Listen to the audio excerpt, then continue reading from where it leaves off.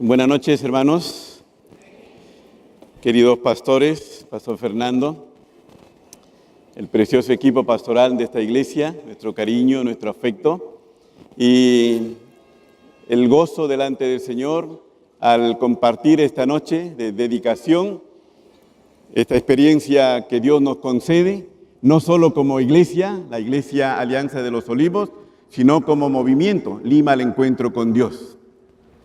Este es un evento que envuelve a la familia. Por eso la familia está acá.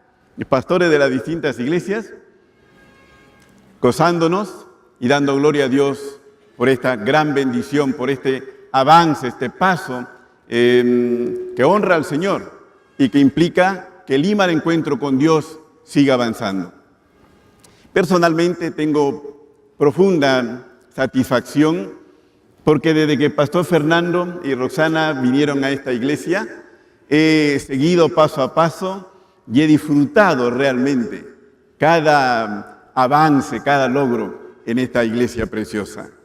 Lo he disfrutado y lo disfruto como propio casi. Por eso cuando alguien travieso dijo hoy, está más lindo que el templo del Lince, amén, que sea más lindo. Que haya muchos más lindos. Por eso, querido Pastor Fernando, siguiente paso, segundo mezanine. ¿Ah? Tenemos que ir para arriba. Segundo mezanine, ahí hay espacio. El cielo siempre está abierto para avanzar. Gracias por la deferencia en poner por allí el nombre de un servidor, que como decía Pastor, espero que no sea en detrimento de esta bella obra. Ya uno llega a la edad en que pasan cosas, ¿no, Pastor? Pastor Smith, mi pastor, pasan cosas, ¿no?, con los viejos, porque hace poco me dieron un premio representando a LED que correspondía a pastores de 74 años. Y yo tengo apenas 64. Medio raro, decía, me están viendo muy viejo. Y ahora algo que corresponde a los que ya han partido, entonces es algo póstumo, ¿no? Entonces, ¿qué está pasando acá? De repente las trompetas se están anunciando. Bueno, vamos a orar y vamos a pedir al Señor que nos dé su palabra, que Él hable a nuestros corazones y Él construya nuestra fe desde su palabra maravillosa para nosotros. Señor, háblanos a mí, a mis hermanos consiervos, a esta iglesia preciosa, háblanos. Tú, Dios de toda gloria, háblanos. Tú que eres el Señor y el soberano, tú que eres el fundamento de esta obra, háblanos, por favor. Que nuestros corazones sean abiertos por obra de tu Espíritu y que podamos oír tu voz y obedecerla. Te lo suplicamos en el nombre de Jesucristo. Amén, Señor, para tu gloria. Amén.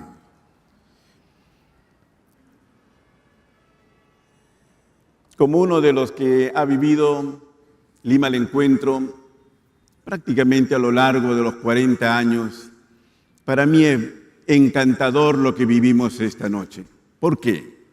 Porque habiendo pasado 40 años, estamos empezando otra vez. Eso es bello, ¿no? Eso es maravilloso. Es una concesión de Dios al movimiento Lima al encuentro, es una concesión de Dios a nuestras iglesias excepcional. Tenemos 40 años, hemos hecho cambios generacionales, porque ya hay segunda y tercera generación y seguimos dedicando templos. Eso es maravilloso, pastor. Para mí, como pastor de una iglesia que echó todo abajo para empezar de nuevo, es maravilloso. Que evidentemente viene del Espíritu del Señor, eso no es de nosotros. Y entonces estamos en un movimiento que Dios maneja, gloria a Él, y que debe seguir manejándolo Él. Y para que esto prosiga, como ha sido en la generación inicial, como ha sido en las generaciones ahora y que siga así en las generaciones siguientes, debe para eso envolvernos un espíritu, una actitud. De eso quiero hablarle. ¿Qué espíritu debe envolver Lima al encuentro con Dios? ¿Qué espíritu debe envolver a esta iglesia hermosa? ¿Y qué espíritu debe envolver al INSE y al resto de iglesias que conformamos Lima al encuentro con Dios? Me pidió mi querido consiervo Fernando que hablara acerca de templo, porque en eso estamos, la dedicación de este templo. Y entonces Dios me ha dado esto para compartir. En el pasaje que hemos leído, Primera Crónicas, capítulo 29, iremos mencionando algunos pasajes más, ¿no? Como ustedes saben, en este pasaje de Primera Crónicas se habla del templo, conocido como el templo de Salomón, ¿no? Pero como encontramos en la Escritura, el templo que pasa a la historia como el templo de Salomón no nace en el corazón de Salomón, nace en el corazón de David. David es el que concibe este proyecto de construir un templo para Dios. Y ustedes saben por la Escritura, conocedores de la Escritura, saben que David toma esto con una pasión que inclusive aparece en el texto bíblico. Porque dice David, yo tenía en mi corazón construir templo. Y luego dice, por cuanto tengo mi afecto en la casa de mi Dios. ¿Qué significa? Que David tiene una pasión por la casa de Dios. Esa pasión que vemos que se manifiesta luego cuando él hace los planos. Y yo imagino a David con su mesa, ¿no es cierto? Todo un arquitecto haciendo los planos, soñando. Imagino a David luego proveyéndose, porque cuando usted lee el texto bíblico y encuentra de la provisión de oro y plata y de madera y etcétera que él prepara, es extraordinario. Solo en oro habían 100 toneladas de oro. Imagínese usted. Así que estamos hablando de un hombre que tenía una pasión por la casa de Dios. Pero aclaremos, no era solo pasión por la casa de Dios. Realmente detrás está la pasión por Dios mismo. ¿Por qué David tiene una pasión por la casa de Dios? Porque David tiene una pasión por Dios. Y permítame recuentos que ustedes conocen bien porque son pasajes muy conocidos. Cuando busca traer el arca de Jehová a Jerusalén, ¿se acuerdan? Y entonces David prepara las cosas, va a buscar el arca para traerla. Viene trayendo el arca, felicísimo, porque para él implica la presencia de Dios. Y resulta que en el camino hay una experiencia terrible, escalofriante. ¿Se acuerdan de los bueyes tropezando, Usa tocando el arca y quedando fulminado? Y yo me imagino a David, espantado con eso, ¿no? Espantado con eso, pero a la vez impactado profundamente por la gloria santa de Dios.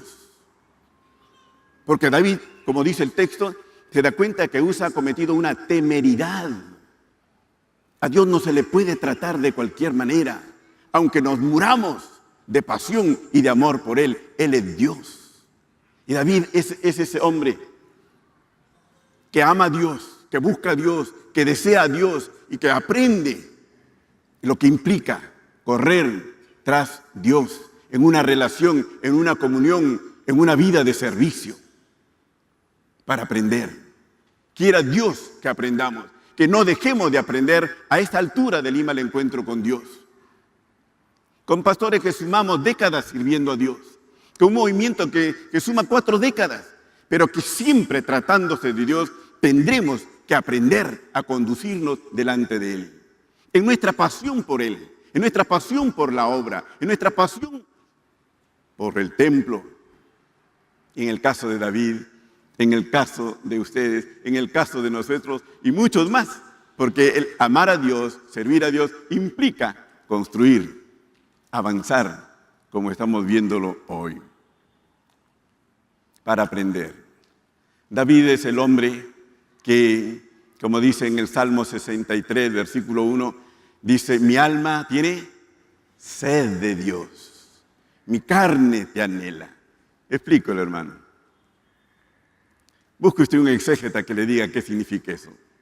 Bien difícil, porque es vida, es pasión, ¿no? Es lo que quema en su corazón. Mi alma tiene sed de Dios, mi carne te anhela. ¿Cómo le explica?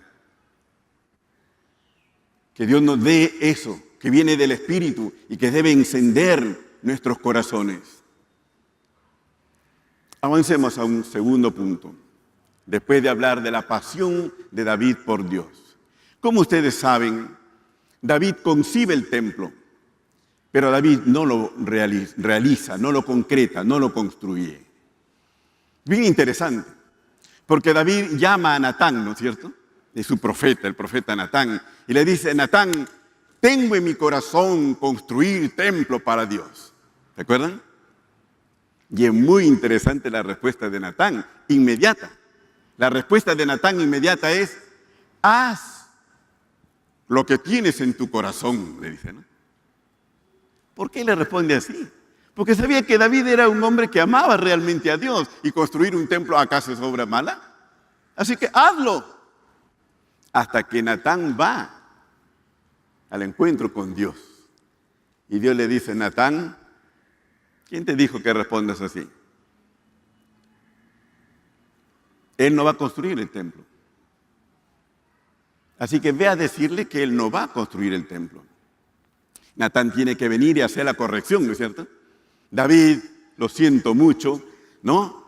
Pero se me fue, se me escapó, te animé, te dije excelente, pero Dios dice que tú no vas a construir templo. Tú no vas a construir el templo. Interesante. La pregunta allí es, ¿por qué detenerlo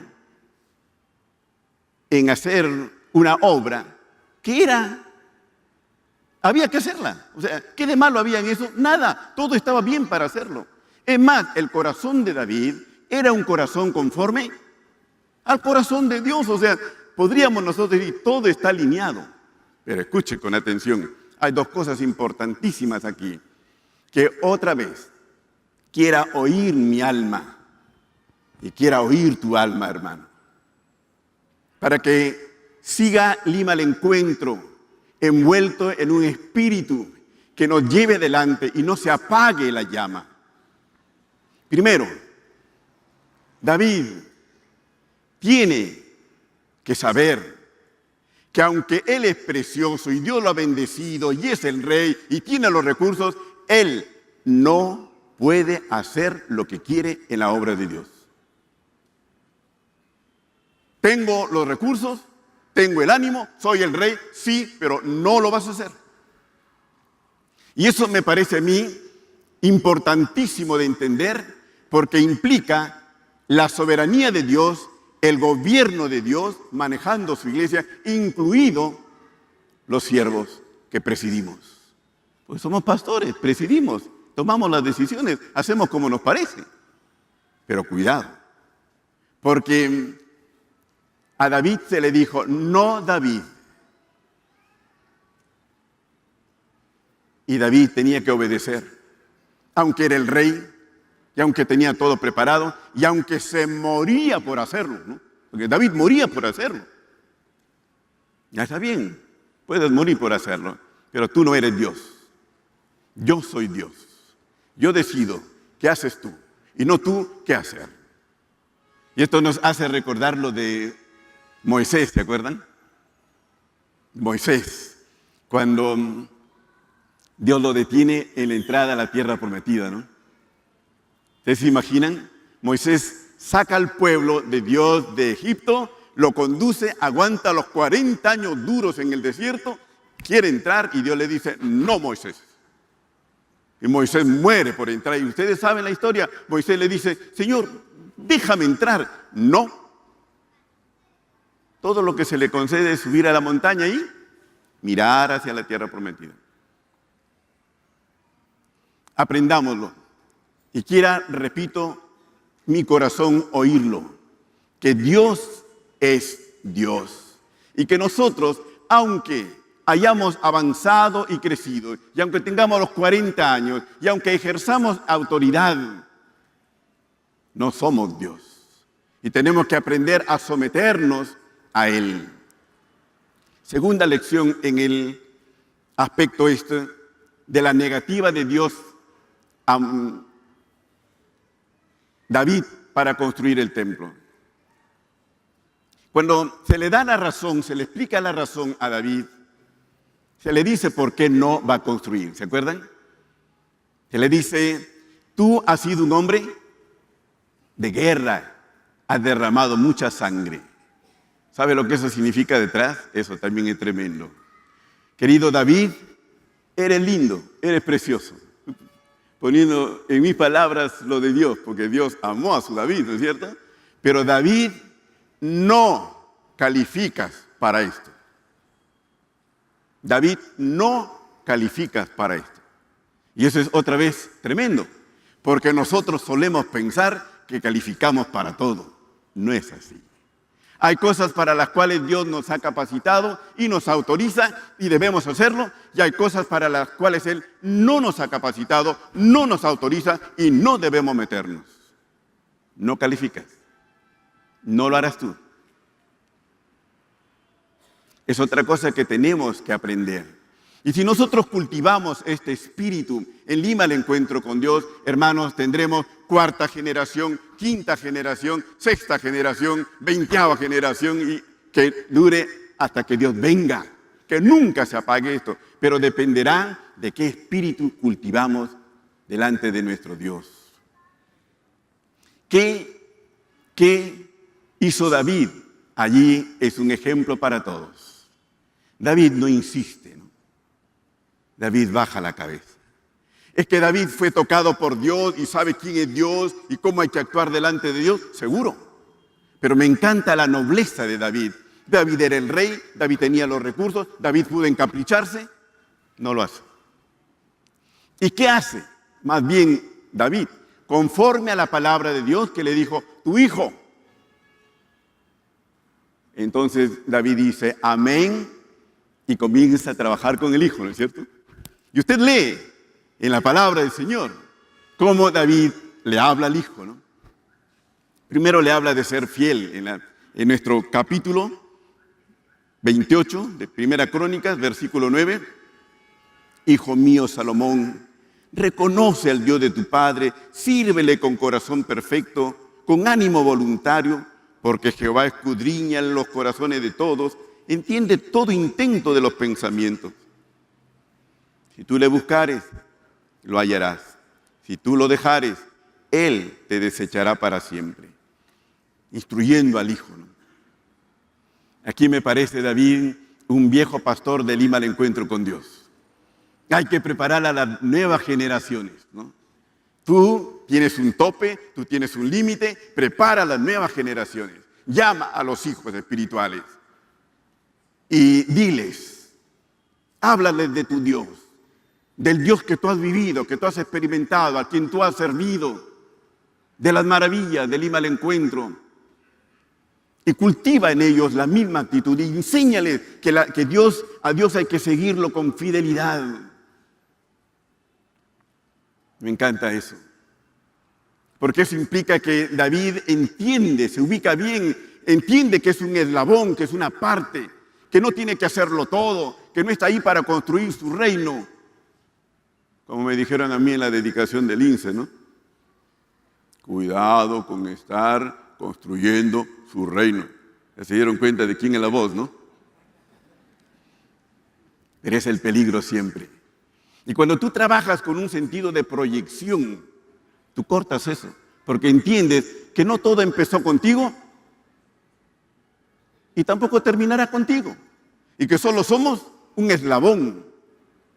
Y gloria a Dios por lo anterior, y trabajemos para que lo que sigue mantenga su calidad, su pureza, su contundencia, ¿no? Salomón. Luego es interesante cómo a Salomón David le dice, anímate esfuérzate, anímate y esfuérzate. Es decir, quiere formar un discípulo de temple, ¿no? Un discípulo de temple, como debe ser, ¿no? Un hombre que va a aguantar los embates que trae la obra de Dios. Esfuérzate. Termina diciéndole, manos a la obra. Y comienza hablándole de forma un carácter, una actitud espiritual, sé fiel a Dios, desarrolla una espiritualidad, una devoción a Dios, sé fiel. Luego, sé esforzado y luego, sé hombre de trabajo, trabaja. Las iglesias de Lima, el encuentro con Dios, queridos pastores, ustedes saben, son iglesias en las que se trabaja. Y en la medida en que trabajemos, seguiremos avanzando, ¿no? Trabajo y trabajo. Y por eso, pastor decía, segundo mezanine. Y de repente el segundo mezanine se construye en otro lado, es decir, otra iglesia. Pero hay que trabajar, manos a la obra, no podemos pararnos, no podemos detenernos de ninguna manera. De ninguna manera. Debo terminar diciendo lo siguiente.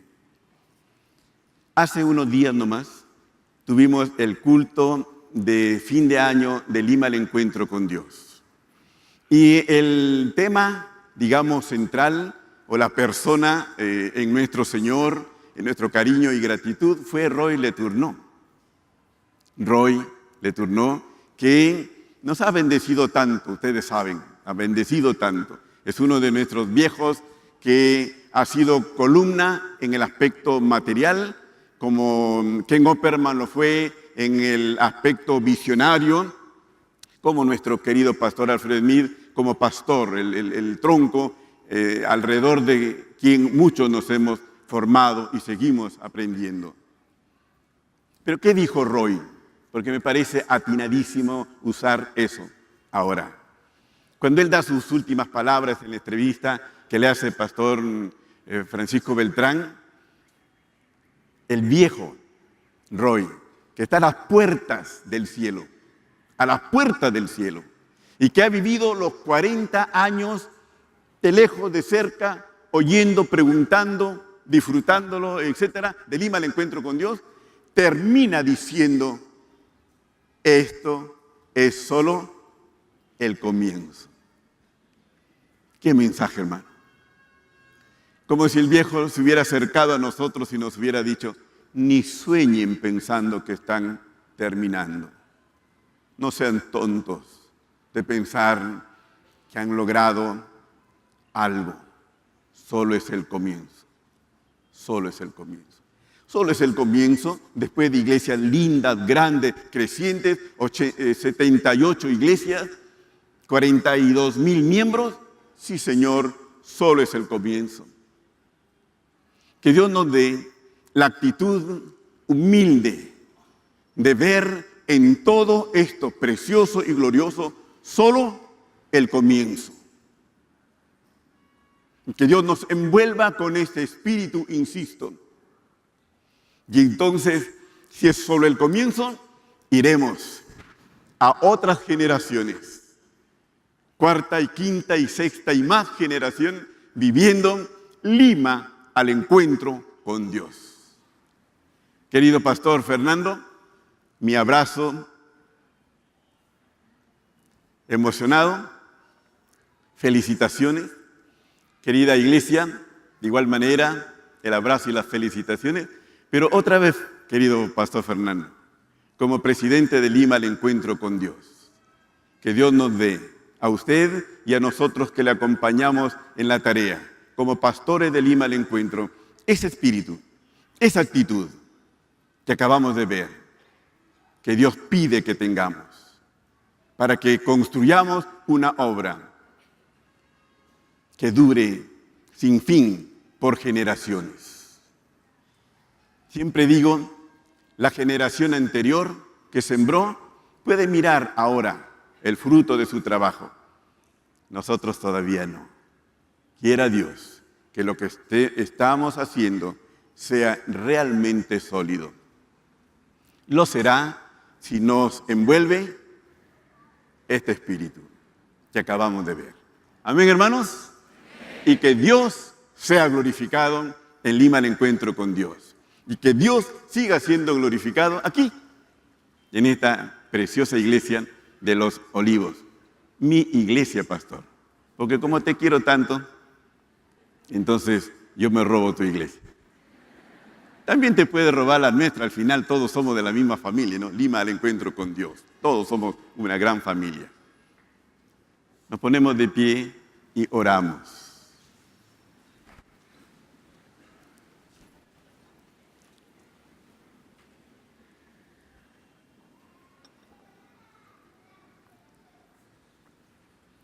Padre, tu palabra es verdad. Y oramos que esta palabra cree en nosotros un espíritu, una actitud que te honre. Que esta palabra cree en nosotros un espíritu que nos permita llevar Lima al encuentro con Dios a nuevas generaciones.